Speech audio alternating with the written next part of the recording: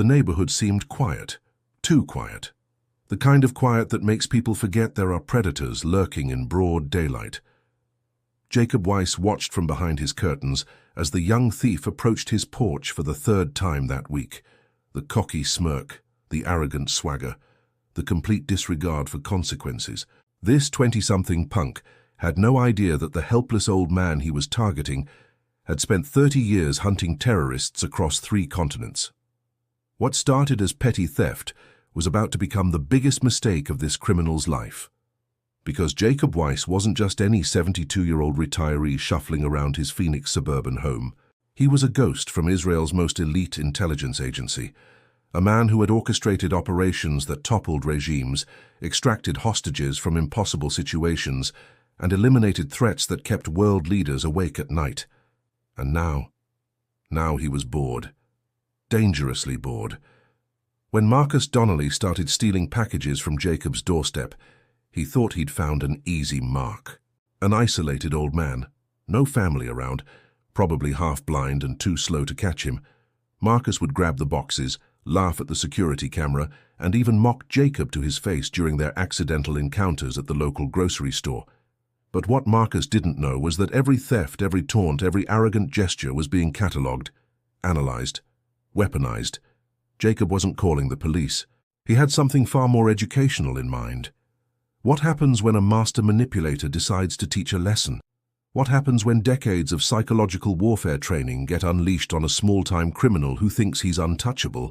And what happens when the hunter becomes the hunted and doesn't even realize the trap has already closed around him? This is the story of how one retired operative turned the tables so completely, so methodically, that a cocky thief ended up begging for mercy and learning what real fear actually means. Phoenix, Arizona in late September, the kind of heat that makes asphalt shimmer like water and forces even the hardiest desert dwellers to seek shade. In the subdivision of Desert Ridge, rows of stucco homes baked under the relentless sun, their terracotta roofs reflecting the harsh Arizona light. Jacob Weiss had chosen this neighborhood deliberately 3 years ago. Quiet streets, minimal through traffic, neighbors who minded their own business, perfect for a man who wanted to disappear into retirement after a lifetime of living in shadows. His single-story ranch house at the end of Saguaro Lane was unremarkable.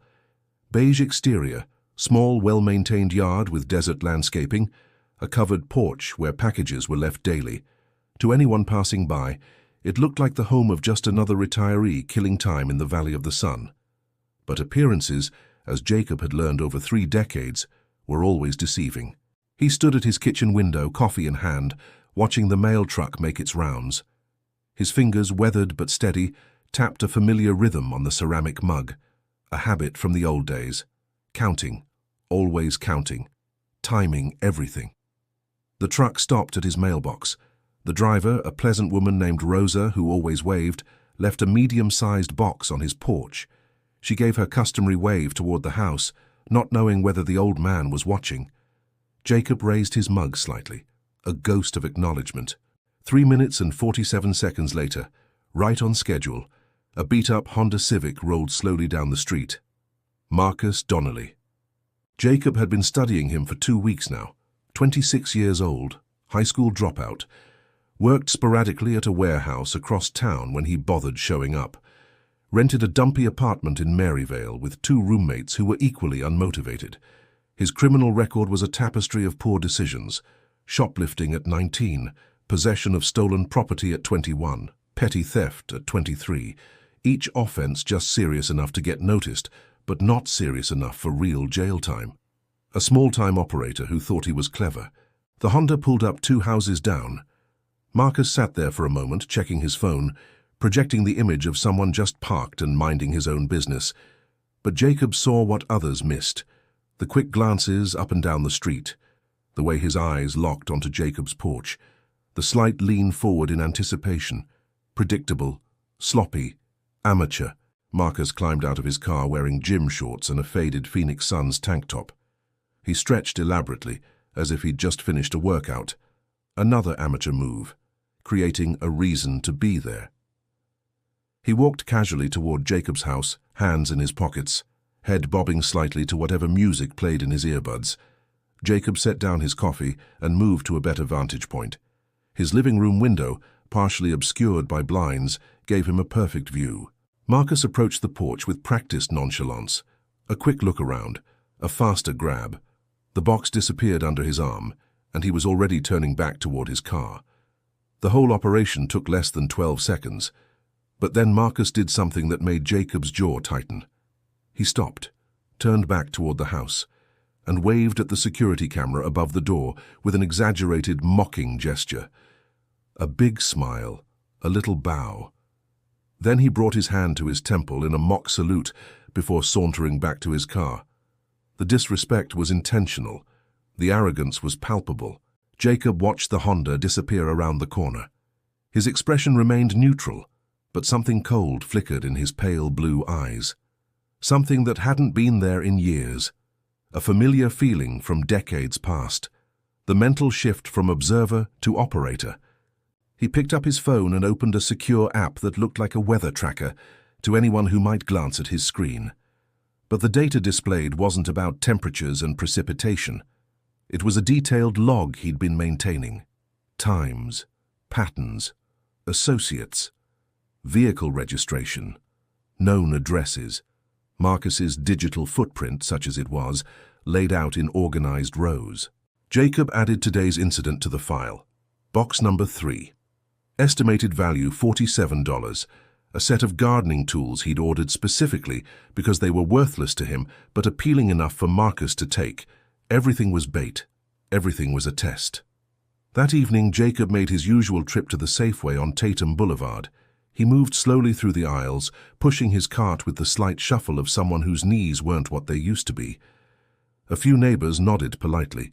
The cashiers knew him as the quiet man who always paid cash and never used coupons. He was selecting oranges in the produce section when he felt eyes on him, a sensation he'd learned to trust implicitly. He didn't look up immediately. Instead, he continued examining the fruit, feeling for firmness, checking for blemishes. Then he heard the voice, young, cocky, dripping with false friendliness. "Hey there, sir, how you doing today?" Jacob turned slowly, his face arranging itself into the mild confusion of someone struggling to place a familiar face.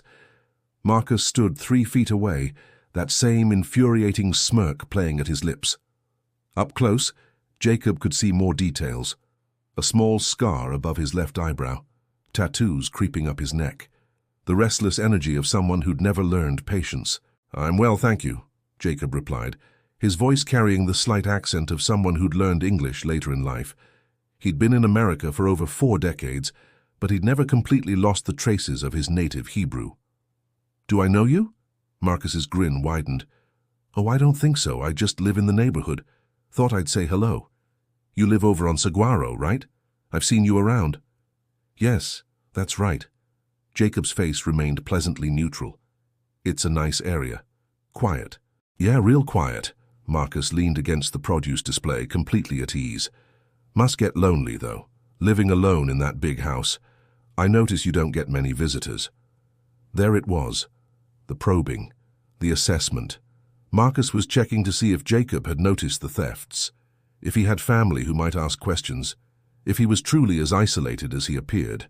Jacob played his part perfectly. "My wife passed 3 years ago.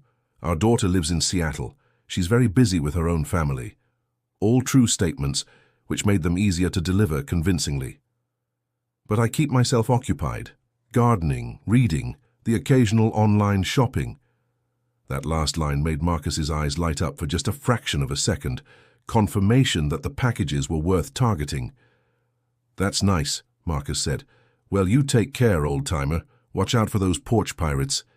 I hear there's been some thefts in the area." The audacity was breathtaking. Jacob had to admire it in a twisted way, the thief warning his victim about thieves. "Oh my," Jacob said, his voice carrying just the right note of concern. "I hadn't heard. Thank you for letting me know. I'll be more careful." Marcus gave him a little 2-finger salute, the same gesture he'd made at the camera, and walked away, whistling. Jacob watched him go, his mild expression never changing. But his mind was already working through scenarios, calculations, possibilities. In his former life, he would have spent weeks or months preparing for an operation. gathering intelligence, building psychological profiles, identifying pressure points and weaknesses. He had no intention of rushing this. Marcus had given him a gift, a project, something to alleviate the crushing boredom of retirement. That night, after a simple dinner of grilled chicken and salad, Jacob descended into his study. The room was lined with bookshelves holding volumes in multiple languages: Hebrew, Arabic, German, Russian, English, history texts, philosophy, spy novels that made him laugh at their inaccuracies. But behind a false panel in the back of his closet was something else entirely. A space he'd created shortly after moving in, a place his daughter had never seen and never would. He opened the panel and removed a slim laptop, military-grade encryption, air-gapped from his regular home network. He powered it on and waited for it to boot up, his fingers drumming that same rhythm on the desk. The screen illuminated his face in the darkness. He opened a secure communication application, one that routed through servers in 7 different countries before reaching its destination. He typed a brief message in Hebrew. Status check. Need confirmation that protocols remain active. He didn't have to wait long. Even after retirement, certain channels stayed open, certain relationships endured. The response came within minutes. Confirmed. You're still in the system. Everything okay? Jacob allowed himself a small smile. Just checking. Might need minor assistance on a personal matter, nothing operational. Your circus, your monkeys, let me know. Jacob closed the application and shut down the laptop. He returned it to its hiding place and resealed the panel. Then he climbed the stairs back to his main living area, poured himself 2 fingers of whiskey, and settled into his recliner. Tomorrow, he would make his first order. Something tempting, something that would keep Marcus coming back. Something that would feed the young man's greed and overconfidence, because that was the key to any successful operation. Make the target believe they were in control. Make them think they were the hunter. Let them get comfortable. Let them get sloppy. And then, when they were completely confident in their superiority, you revealed the truth. Jacob sipped his whiskey and stared out at the dark Phoenix night. Somewhere out there, Marcus Donnelly was probably laughing with his friends about the stupid old man he was robbing, probably spending the money from selling Jacob's packages. Let him laugh. Let him celebrate. The trap was just beginning to close. Marcus just didn't know it yet, and by the time he figured it out, it would be far too late. If you want to see how Jacob turns the tables on his arrogant thief, make sure you subscribe to this channel, hit that like button, and drop a comment below. Trust me, you won't want to miss what happens when a master operative decides to teach a lesson in respect. The game is just beginning, and Marcus has no idea what he's walked into. The memories came at night, as they always did, unbidden, unwelcome, yet somehow comforting in their familiarity. Beirut, 1985. The smell of diesel and gun smoke. The heat even worse than Phoenix, humid and oppressive. Jacob, then a young operative, barely 30 years old, crouched on a rooftop overlooking a busy street. His target was a financier, not a soldier or a terrorist, but someone far more dangerous. A man who moved money, who made operations possible, who never got his hands dirty but enabled others to spill blood. The job required patience, 3 days of watching, learning patterns, finding the perfect moment. And when that moment came, it was over in seconds.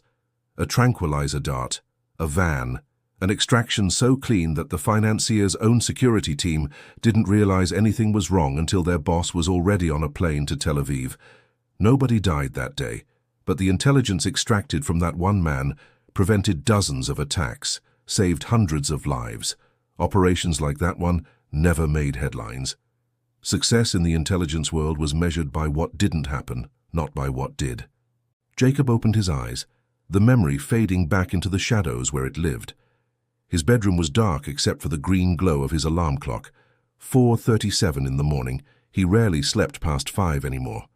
He rose, made coffee, and began his day as he always did. Exercises that kept his aging body functional. Stretches that prevented the stiffness that came with 72 years. A simple breakfast. The routine of a disciplined life that had been structured by decades of operational necessity. By 7, he was at his computer browsing online retailers. His cart filled with carefully selected items, a Bluetooth speaker, high-quality headphones, a smartwatch. Nothing extravagant enough to raise suspicion, but everything appealing enough to be worth stealing. He completed the orders, selecting delivery dates that would spread them out over the next 2 weeks. A steady stream of temptation. Each package a breadcrumb, leading Marcus deeper into the trap. The first package arrived 2 days later. Jacob watched from his window as Rosa delivered the box. 23 minutes later, Marcus's Honda appeared. Same routine, same arrogance, same mocking salute to the camera. But this time, Jacob had added something special. Inside the box, beneath the Bluetooth speaker Marcus would soon be selling, was a tiny device. No bigger than a button, completely undetectable unless you knew exactly what you were looking for. An RFID tracker modified with technology that was several generations ahead of anything available commercially. A gift from his old contacts, delivered to a P.O. box. Untraceable, illegal, perfect. Marcus would carry that box to his car, then to his apartment or wherever he fenced stolen goods, and Jacob would know exactly where it went, would be able to track its movement, build a map of Marcus's network and habits. That afternoon, while tracking the device on his secure laptop, Jacob allowed himself to think about another operation. Berlin, 1997. After the wall had fallen, but while the city still carried the scars of division, a defector from Russian intelligence, a man who claimed to have information about moles in Western agencies. The problem was determining whether the defector was genuine or a plant, a double agent sent to spread disinformation. Jacob had spent 6 weeks getting close to the man, befriending him, drinking with him, earning his trust. And in that time, Jacob had learned the truth not through interrogation, but through observation. The small tells, the inconsistencies in stories, the momentary hesitations before answering certain questions. In the end, the defector was genuine, but he was also compromised. Being tracked by his former handlers, Jacob had to orchestrate an extraction so complex it involved 4 countries and 7 different legends. False identities layered upon false identities. A shell game that even the most sophisticated intelligence services couldn't penetrate. The defector lived out his days in Canada under a new name. His information led to the exposure of 3 moles and prevented a major breach of NATO intelligence. And nobody outside of a handful of people in Tel Aviv ever knew Jacob's role in any of it. He returned his attention to the present. The tracker showed movement. Marcus had taken the package to an address in West Phoenix. Jacob cross-referenced it with his database, a pawn shop with a reputation for not asking too many questions. Noted. Added to the file. That evening, Jacob received a call from his daughter Rachel. She did her best to check in regularly, though her life in Seattle kept her busy. Software engineer, 2 kids, a husband who worked in finance. A comfortable life that Jacob had made possible through decades of dangerous work she knew almost nothing about. "Hi, Dad, how are you doing?" "I'm well, sweetheart, keeping busy." "Really, doing what?" Her tone was gentle but concerned. She worried about him being isolated, being lonely. "Reading, gardening. I've been ordering some things online, little projects around the house."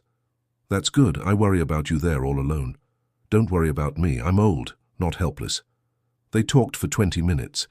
She told him about her kids, about a promotion her husband was pursuing, about renovations they were planning. Normal life, peaceful life, everything Jacob had fought for without her ever knowing. After they hung up, he sat in silence for a long time. She was right to worry. He was alone, had been since Sarah died. But loneliness was different from helplessness, and boredom was different from incapacity. Marcus was giving him purpose again, something to focus on, something to plan, and if Jacob was being honest with himself, something to enjoy.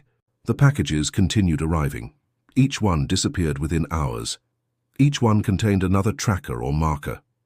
Jacob was building a comprehensive map of Marcus's operations, where he sold items, who he associated with, what hours he kept, what bars he frequented, what weaknesses he had, and there were many weaknesses.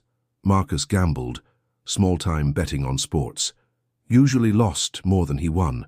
That meant debt, which meant pressure, which meant desperation. Desperation made people reckless. Marcus had a girlfriend. Amber, 24 years old, worked as a bartender at a casino. Pretty in a hard sort of way. She was smarter than Marcus, which wasn't saying much, but she was also drawn to bad boys with no prospects. That told Jacob something about her judgment. Marcus had two roommates, Tyler and Brandon, both with similar criminal records. Small-time thieves and con artists, they enabled each other's worst behaviors, reinforced each other's delusions about being smarter than everyone else. All of this information went into Jacob's files: personality profiles, vulnerabilities, pressure points, the same kind of analysis he'd done on targets who were far more dangerous than Marcus Donnelly. 2 weeks after the operation began, Jacob was selecting wine at Total Wine & More when he encountered Marcus again. This time, the young man's confidence had clearly grown. He practically swaggered up to Jacob, that insufferable grin plastered across his face. "Hey, if it isn't my neighbor. How's it going, Pops?" Jacob turned slowly, making a show of recognition. "Oh, hello. Marcus, wasn't it? So you remembered, I'm flattered." Marcus leaned against a wine display with exaggerated casualness. "You been doing okay? I haven't seen you around much." "Just staying out of the heat, doing some shopping online mostly." Marcus couldn't quite hide the satisfaction in his eyes. "Yeah? Getting anything good?" "Oh, this and that. Electronics mostly. Though I have to say, I've had some packages go missing lately. Very frustrating." This was the test. Jacob wanted to see how Marcus would react to direct confrontation, even mild confrontation. Marcus's expression shifted into practiced concern. "No way. That's terrible, man. Did you report it?" "I called the delivery companies. They said there's nothing they can do. Apparently, once it's delivered, it's not their responsibility." "That sucks." Marcus shook his head sympathetically. "You should get a better security system. Those doorbell cameras aren't always enough." The audacity was stunning, the thief suggesting security improvements to his victim.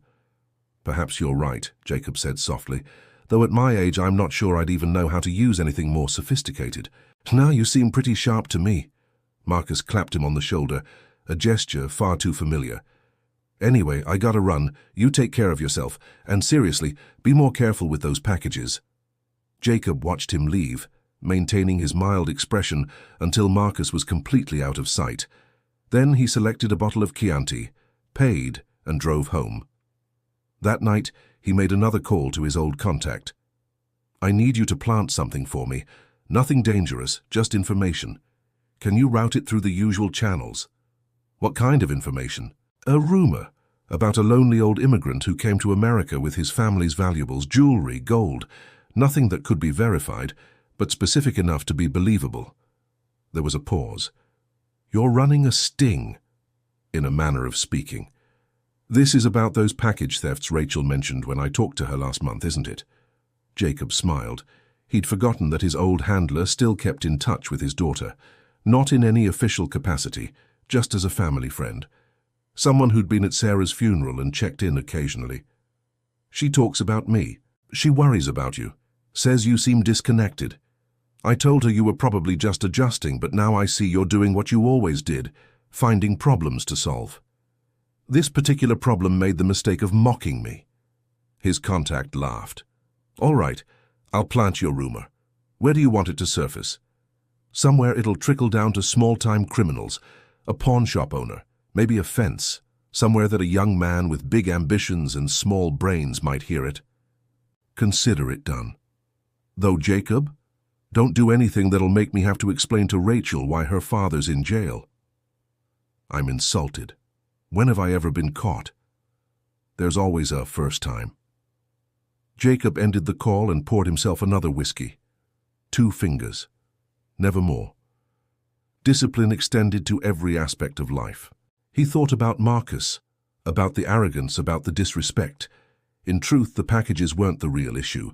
The items were replaceable, the money was negligible, but the mockery, the assumption that age meant weakness, the complete lack of awareness that actions had consequences.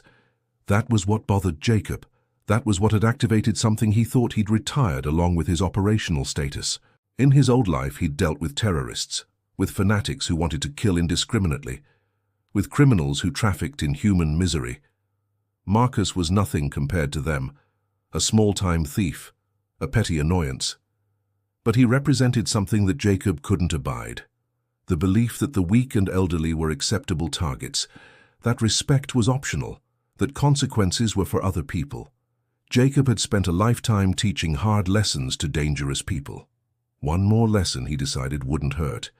And this time he could take his time, make it thorough, make it stick. Because Marcus was about to learn that the most dangerous predators aren't always the youngest or strongest. Sometimes they're the ones who've been hunting for so long that it's become instinct. The ones who've learned patience, who understand that the best traps are the ones the prey walks into willingly. The bait was set, the hooks were hidden, and Marcus, greedy and arrogant as he was, would swim right into the net. All Jacob had to do was wait, and waiting, after all these years, was something he'd become extremely good at. What you've just witnessed is only the beginning. Jacob's trap is expanding in ways Marcus couldn't possibly imagine. The rumor that's about to circulate will change everything. And trust me, what happens when Marcus learns about Jacob's supposed family fortune will shock you. Are you enjoying this story so far? Drop a comment and let me know what you think. Should Jacob go easy on Marcus? Or does this arrogant thief deserve everything that's coming to him? The rumor took exactly 5 days to reach Marcus. Jacob knew the exact moment because he watched the young man's behavioral patterns shift dramatically. Marcus's visits to Jacob's porch became less frequent, more cautious. He drove by the house repeatedly, but didn't stop.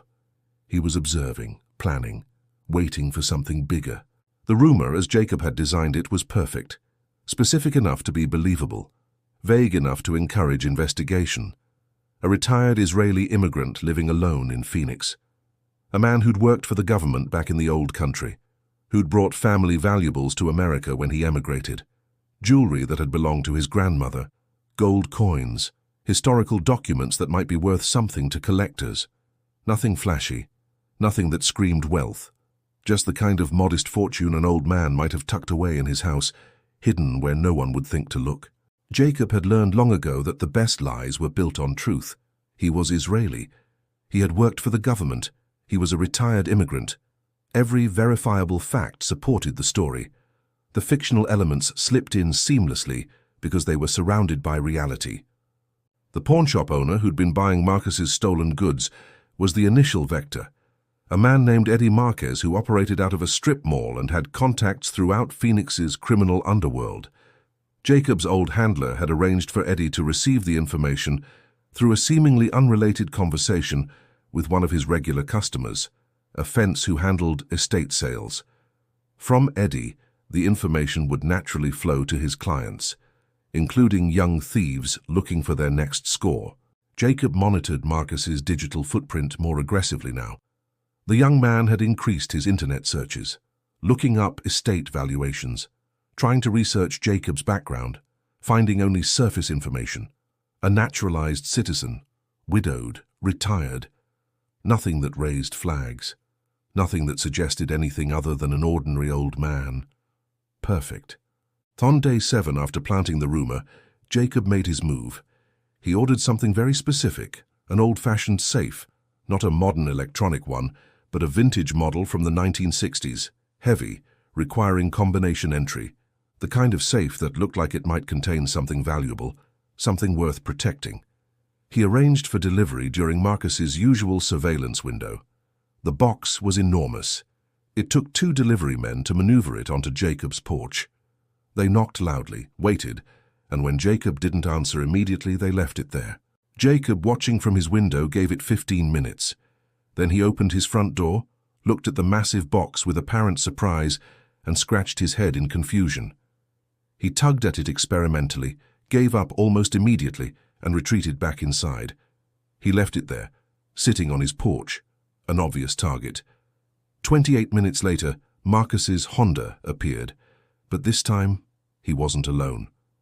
Tyler and Brandon were with him. The 3 of them circled the block twice before parking. Jacob watched them approach his house, watched them gesture at the box, watched Marcus check the street nervously before all 3 of them grabbed the package and hauled it toward the car. It took effort. The safe weighed nearly 90 pounds. They struggled, cursed, nearly dropped it. but eventually managed to load it into the trunk. As they drove away, Marcus gave his usual mocking salute to the camera. But this time, there was something different in his expression. Anticipation. Greed. The look of someone who thought they'd just hit the jackpot. Jacob allowed himself a smile. The safe, of course, was empty except for another tracking device and something else, a small envelope containing a handwritten note in Hebrew. Nothing threatening, just a few lines that translated to an old Jewish proverb about patience and wisdom. Marcus wouldn't be able to read it, but he'd find someone who could translate it, and that translation would raise questions, would make him wonder, would feed his curiosity and his greed. The psychological aspect of the operation was crucial. Jacob wasn't just catching a thief, he was teaching a lesson. And lessons required the student to think, to question, to realize, gradually and inevitably, that they'd made a terrible mistake. That evening, Jacob's tracking software showed the safe at Marcus's apartment. He could imagine the scene.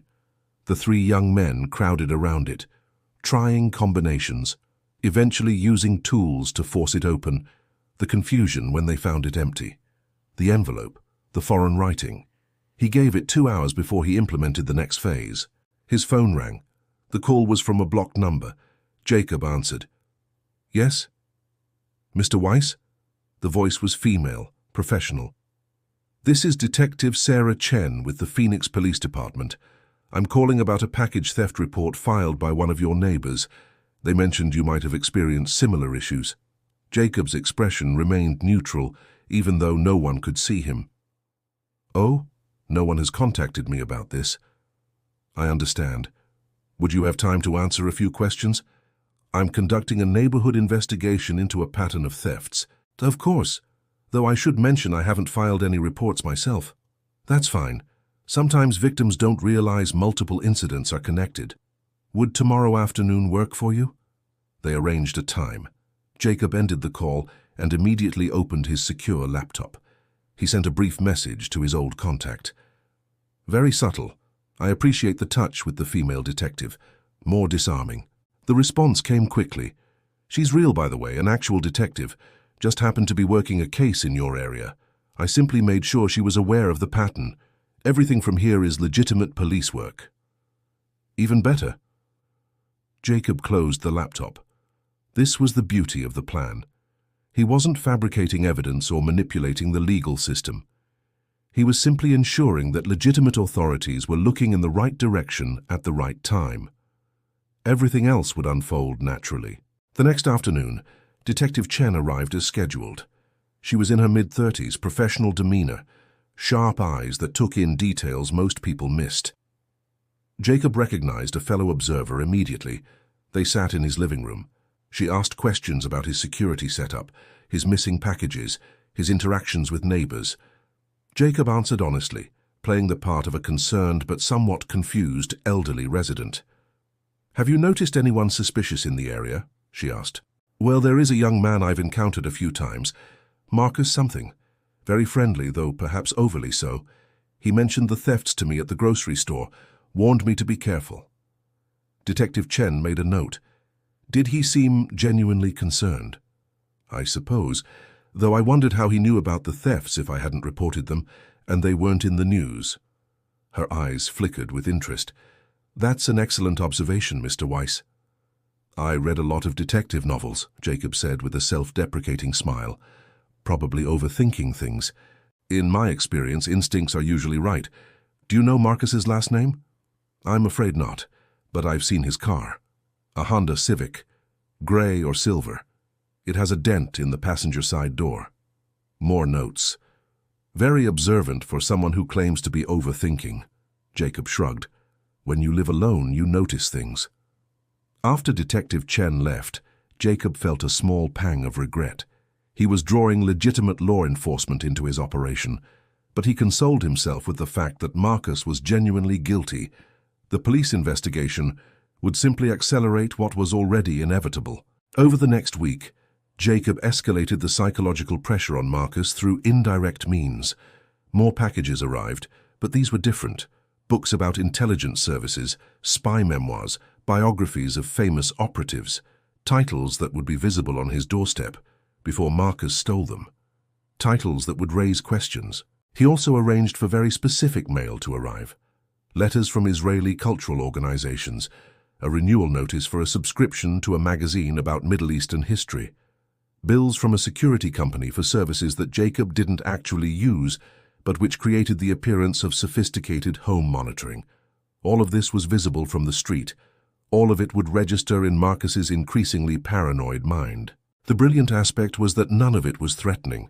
No direct confrontation, no warnings, just a slow accumulation of details that suggested Jacob Weiss might not be the helpless old man Marcus had assumed. On the 12th day, Jacob received a call from Eddie Marquez. The pawnshop owner's voice was nervous. "Mr. Weiss, my name is Eddie Marquez. I think some of your stolen property has come through my shop." "Oh?" "Yeah. Some items that match descriptions from the police report. I want to cooperate with the investigation. I didn't know they were stolen when I bought them." Of course he knew. But Eddie was smart enough to realize that cooperation now might save him from serious charges later. "I appreciate your honesty," Jacob said. "I'll let Detective Chen know." After hanging up, Jacob sat back in his chair. The web was tightening exactly as planned. Marcus was now connected to physical evidence at a pawn shop. A detective was investigating, and the thief himself was spiraling into uncertainty and paranoia. But Jacob wasn't done, not even close. That night he made one more order, this one very specific. A package from an Israeli import company, size and weight suggesting something valuable, delivery requiring signature confirmation. The package would contain nothing particularly valuable. Some traditional Jewish candlesticks, a small menorah, items with sentimental rather than monetary value. But the packaging would suggest otherwise. And the signature requirement would force Marcus to make a decision. Risk a daytime theft with potential witnesses, or wait and possibly miss the opportunity. Jacob was betting on greed winning over caution. He was also betting that Marcus, now thoroughly intrigued by the mysterious old man he'd been robbing, would do something stupid, would try to learn more, would perhaps even attempt direct entry to Jacob's house. And if that happened, well, Jacob's home security was far more sophisticated than the simple doorbell camera Marcus had been mocking. Sensors on every window and door. Silent alarms that didn't alert the police but did alert Jacob. Cameras in places that weren't obvious. Jacob had been securing safe houses for decades. His own home was a fortress disguised as an ordinary residence. He poured his nightly whiskey and reflected on the operation so far. Everything was proceeding smoothly. Marcus was taking the bait. The authorities were circling. The psychological pressure was building. In his old career, this would be the moment where he'd start planning the extraction, the end game. But this operation was different. There was no extraction. Just exposure, just consequences, just the inevitable moment when Marcus would realize he'd been played by someone far more experienced than he could imagine. Jacob thought about a mission in Istanbul, 2003, a cell planning an attack on multiple embassies. His job had been to identify the leader without alerting the cell to his presence. He'd posed as a Turkish businessman, had befriended the members, had gained their trust over months. And when the moment came, he'd provided the intelligence that allowed Turkish authorities to make arrests that prevented a massacre. The cell members never knew who'd betrayed them. They suspected each other, fractured from within, destroyed by doubt and suspicion rather than external force. That was the art of intelligence work, making the enemy defeat themselves. Marcus was following the same path. Every theft made him more confident. Every piece of bait made him greedier. Every mysterious detail about Jacob made him more curious. And all of it was pushing him toward a confrontation he wasn't prepared for. Jacob raised his glass to the darkness. "To patience," he whispered in Hebrew, "and to young men who think they're invincible." The trap was nearly complete. Soon Marcus would make his final mistake, and when he did, Jacob would be waiting with a lesson the young man would never forget. "Thank you so much for staying with this story so far. Your presence here means everything, and I promise you the best is absolutely still to come. What Jacob has planned for Marcus's final lesson will leave you speechless. The trap is set, the prey is circling, and the moment of truth is approaching. You won't believe how this master operative brings everything together. The package from Israel arrived on a Thursday morning. Rosa, the mail carrier, knocked 3 times and waited with her electronic signature pad. Jacob opened the door, smiled warmly, signed for the delivery, and accepted the medium-sized box with appropriate gravity. "Important?" Rosa asked cheerfully. "Family items," Jacob said softly. "Irreplaceable." She nodded sympathetically and continued her route. Jacob carried the box inside, noting the Honda Civic parked half a block away. Marcus had been there for 20 minutes waiting, watching, planning. Jacob set the box on his kitchen table, made coffee, and settled in to observe what would happen next. Through his window, he watched Marcus make phone calls, first to Tyler, then to Brandon. The crew was assembling. What Marcus didn't know was that the signature-required delivery had been specifically timed. Detective Chen had patrol units in the area conducting what appeared to be routine traffic enforcement. Jacob's old contact had arranged for the detective to be following up on leads in the neighborhood at precisely this time. Everything was converging. Marcus waited until early afternoon, the hottest part of the day when most residents were inside. Jacob watched him approach with Tyler.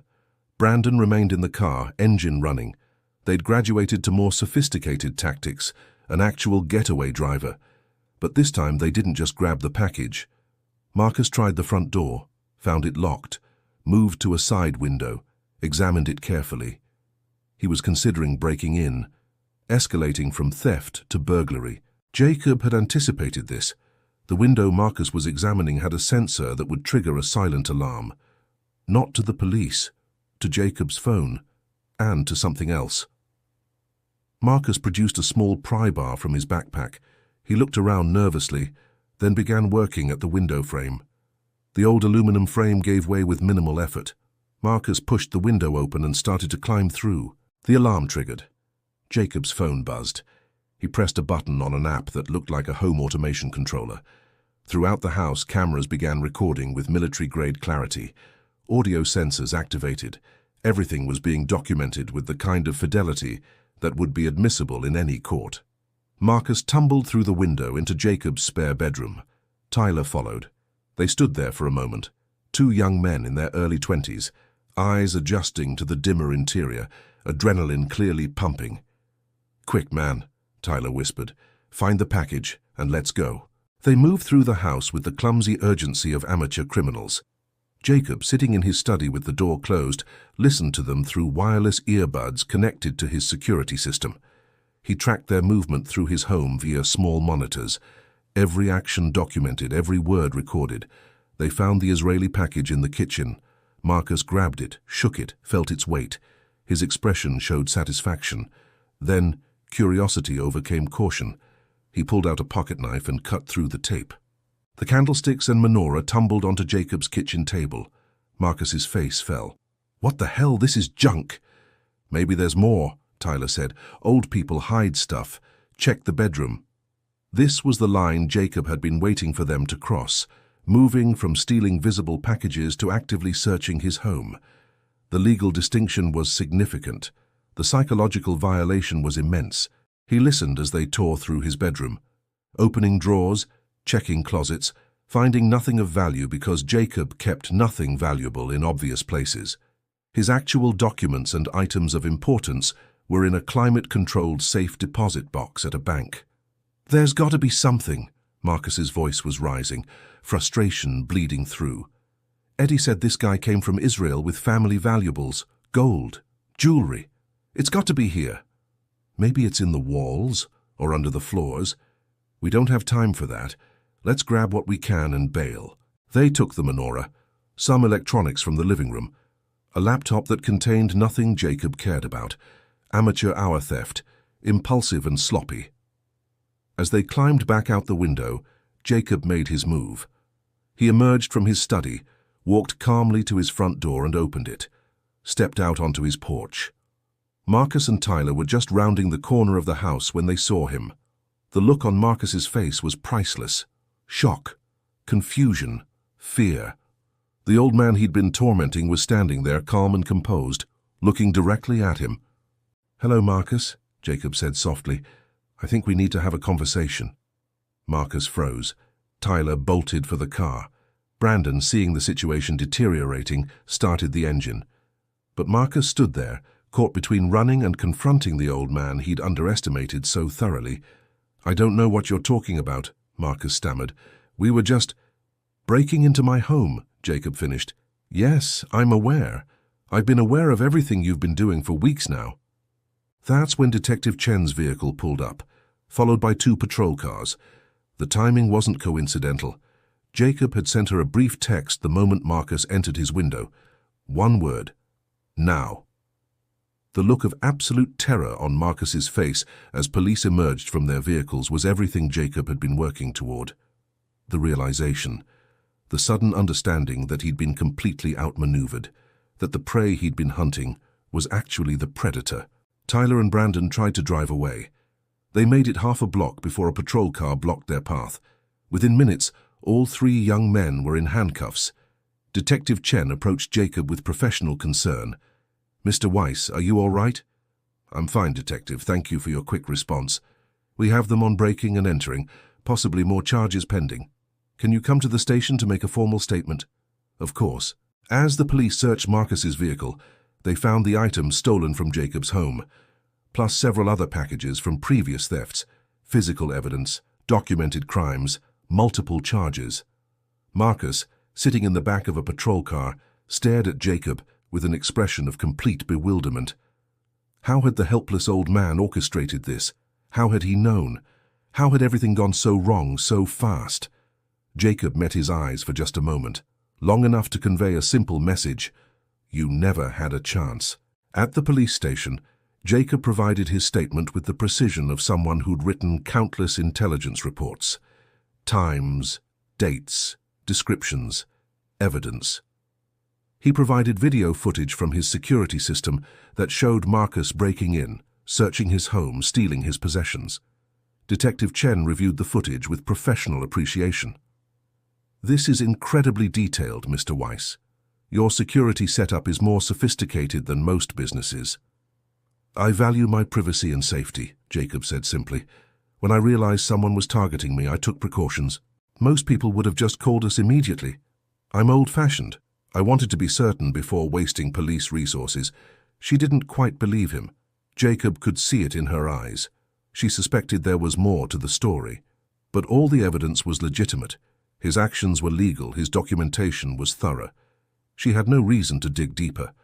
"Well, thanks to your cooperation, we have solid cases against all 3 suspects: breaking and entering, theft, possession of stolen property. Marcus Donnelly in particular is looking at serious time, especially with his priors." Jacob nodded solemnly. "I hope this serves as a lesson." After giving his statement, Jacob drove home. Police tape still marked his window. A technician was dusting for fingerprints, though they already had more than enough evidence. Jacob thanked the officers and retreated inside. His home felt violated, which was the point. He'd allowed Marcus to cross that final line intentionally, to create the legal and psychological impact necessary for what came next. That evening, while sitting in his study, Jacob received a call from an unexpected source, Marcus's public defender. "Mr. Weiss, my name is Catherine Torres. I'm representing Marcus Donnelly. I know this is unusual, but my client asked me to reach out to you." "I'm listening." "He wants to apologize, to speak with you. He's terrified, Mr. Weiss. He's facing serious charges. His family is devastated. And he says he knows he made a terrible mistake." Jacob was silent for a long moment. "What exactly does he want?" "I think he wants to understand how you knew, why you waited. He seems to think there's more to this than just catching a thief." He'd be correct. "Would you be willing to meet with him? Not formally, not for any legal purpose, just to talk." Jacob considered. This was the moment he'd been building toward. Not just the arrest, not just the charges, but the actual lesson.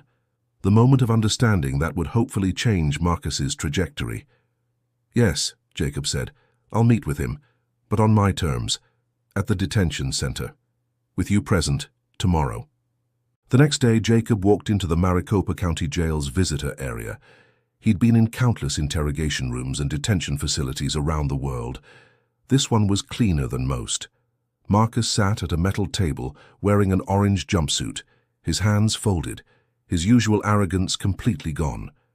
Catherine Torres sat beside him. Jacob took the seat across from them. For a long moment, nobody spoke. Marcus looked like he'd aged 5 years in 2 days. His eyes were red. His hands trembled slightly. Finally, Marcus spoke, his voice barely above a whisper. "Who are you?" Jacob leaned back in his chair. "I'm exactly who I appeared to be. A retired old man living in Phoenix." "Bullshit. Old men don't set traps like that. Don't coordinate with police like that. Don't—" He trailed off, shaking his head. "You knew everything. From the beginning. You let me keep stealing. You baited me. You played me like I was nothing."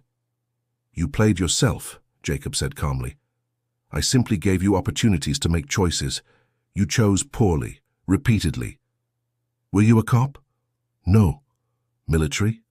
"Something like that." Marcus's eyes widened slightly, understanding beginning to dawn. "The Israeli packages, the books about spies. You were testing me, seeing if I'd figure it out. I was giving you chances to walk away. Every package with those books was a warning. Every piece of mail from Israeli organizations was a hint. You were too greedy and too arrogant to see it." "Why?" Marcus's voice cracked. "Why go through all this? Why not just call the cops after the first theft?" Jacob leaned forward. "Because you needed to learn a lesson.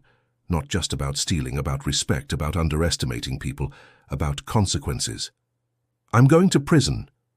"Yes, for breaking and entering, for theft, for crimes you actually committed. I didn't frame you, Marcus. I just made sure you were caught." Catherine Torres cleared her throat. "Mr. Weiss, my client is facing 5 to 7 years. His life is effectively over. Hasn't he learned his lesson?" Jacob looked at Marcus for a long time, seeing not just the cocky thief, but the scared young man underneath, someone who'd made terrible choices but might still be salvageable. "That depends," Jacob said slowly, "on what he does next." Marcus looked up, a flicker of hope in his eyes. "What do you mean?" "I mean that you have a choice now, the same kind of choice you've always had. You can play the victim.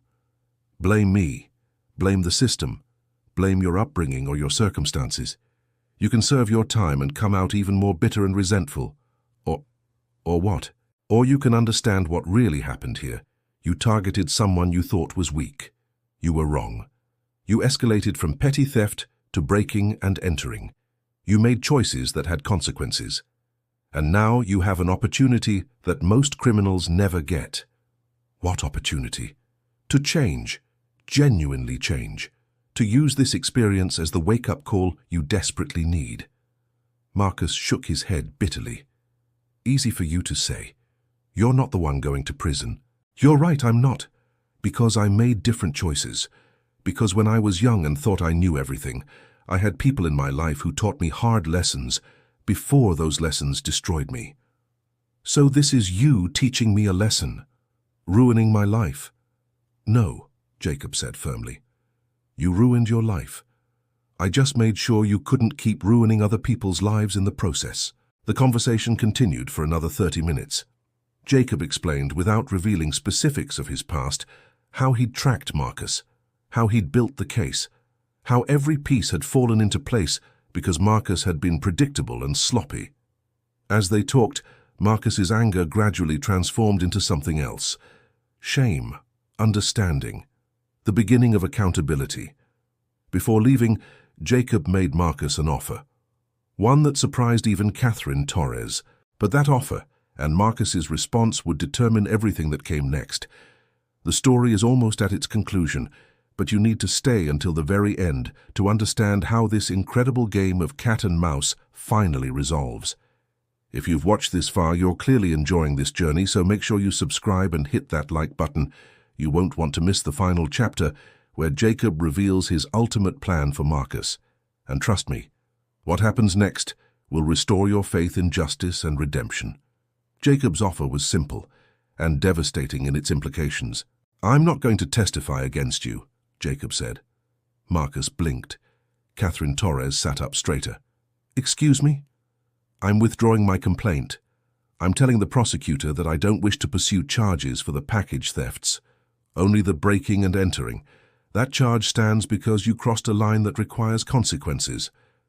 Marcus stared at him, uncomprehending. Why would you do that? Because the package thefts will get you 2 to 3 years.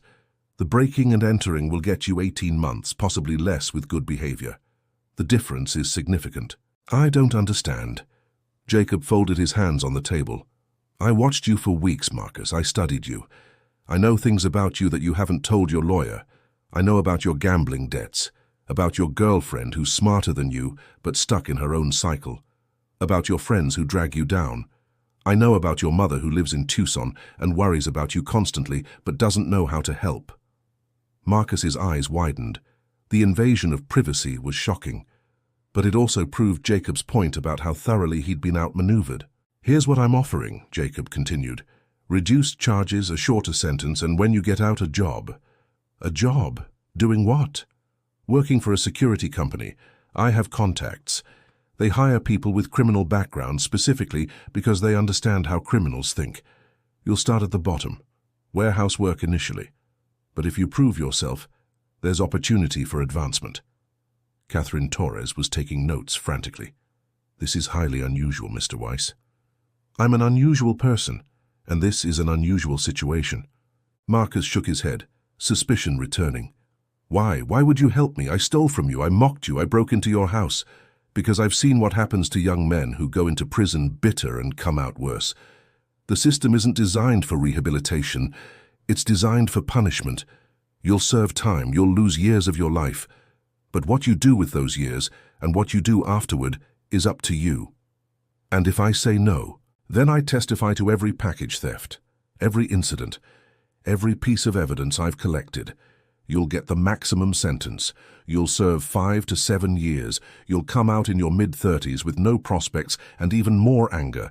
And you'll probably end up right back in prison within a few years. Statistics aren't kind to repeat offenders. Marcus looked at his lawyer. She shrugged. It's your choice. But honestly, this is the best offer you're going to get. What's the catch? Marcus asked. There's always a catch. Jacob smiled slightly.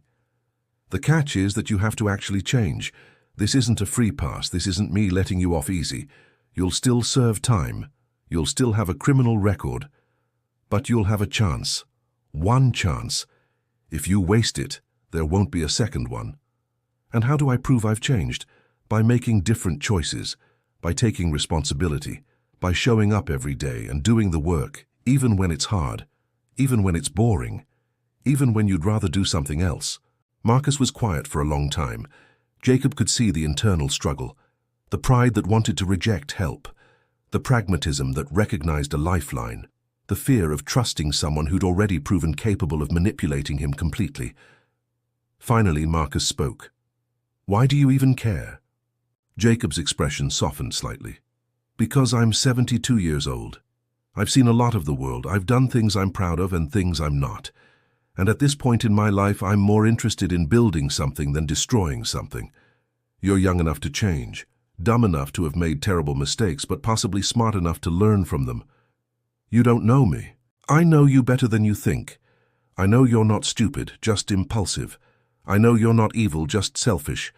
I know you had opportunities in life that you squandered because you thought you were smarter than everyone else. Sound familiar? Marcus flinched. It hit too close to home. I'm offering you what someone once offered me, Jacob said quietly. A chance to be better than you were. Take it or leave it. But decide now. Marcus looked at his hands, at the orange jumpsuit, at the metal table and the cinder block walls. This was his life now. The question was whether it would define his future or just be a chapter in a longer story. Okay, he whispered. I'll take it. 18 months later. Jacob pulled into the parking lot of Sentinel Security Solutions, a mid-sized company that provided security services for office buildings and residential communities throughout Phoenix. He'd made this drive once a month for the past year, ever since Marcus had been released.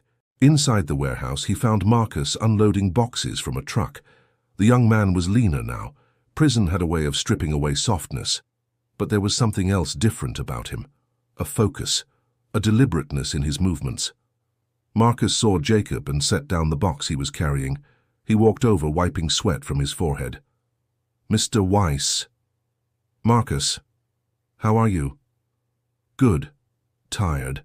This job is harder than stealing packages." He said it without irony, just a statement of fact. They walked to a small break room. Marcus poured 2 cups of coffee from a battered pot. They sat at a plastic table, scarred with years of use. "How's Amber?" Jacob asked. "We broke up. She wanted me to go back to the old life. I couldn't. She didn't understand." "That's hard." "Yeah, but probably necessary." Marcus sipped his coffee. "I'm seeing someone new, Caitlin. She works in the office here. She knows about my record. She doesn't care." "That's good." "My mom visited last month. First time in 3 years. We talked, really talked. She cried, I cried. It was—" He trailed off, emotions too complex to articulate. Jacob nodded. "Healing takes time." "I still don't understand you," Marcus said suddenly. "Why you did all this, the trap, the offer, the job, none of it makes sense." Jacob was quiet for a moment, considering how much to share. "When I was young, I worked for my government. I did things that were necessary, things that saved lives, but also things that cost lives. It's a complicated ledger to balance at the end of a career. You were a spy, something like that. And now? Now I'm retired, trying to figure out what the last chapter looks like, trying to decide whether my life added something to the world or just broke even. So I'm what? Your redemption project? Maybe. Or maybe you're just a young man who needed someone to believe he could be more than his worst mistakes." Marcus shook his head, almost laughing. "You're a strange old man." "I've been called worse."